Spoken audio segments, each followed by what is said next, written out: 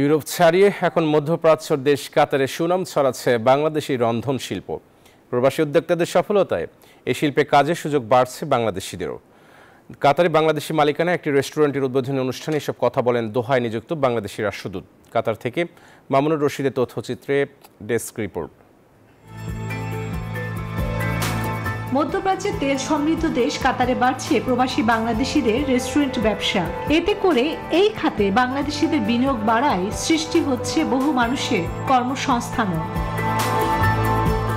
প্রবাসী বাংলাদেশি রেস্টুরেন্ট ব্যবসায়ীদের ব্যবসা বাড়তে থাকায় দেশি বিদেশি রকমারি খাবার তৈরি করে সাড়া ফেলছেন বাংলাদেশি রন্ধন শিল্পীরা।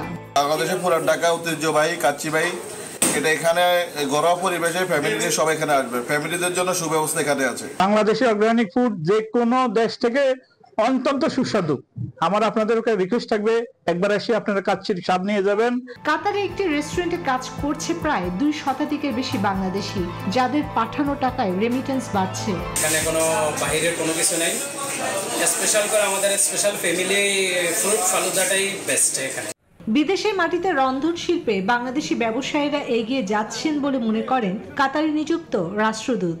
আমি আশা করছি যে তাদের এই সুদীর্ঘ অভিজ্ঞতা এবং যে এক্সপার্টিজ আছে, দক্ষতা যেটা আছে, সেটা দিয়ে কাতারের বুকে বাংলাদেশের যে রন্ধন শিল্পের যে গৌরবোজ্জ্বল ইতিহাস আছে সেটাকে ওনারা প্রতিষ্ঠা করবেন। রেস্টুরেন্ট উদ্বোধনে সভাপতিত্ব করেন নিয়াজ কবির চৌধুরী বাবুল। উপস্থিত ছিলেন বাংলাদেশ দূতাবাসের শ্রম কাউন্সিলর মোহাম্মদ মাসুদুল কবির, বাংলাদেশ দূতাবাসের কর্মকর্তা সহ বিপুল সংখ্যক প্রবাসী বাংলাদেশি। চন্দ্রানী চন্দ্রা, নিউজ 24।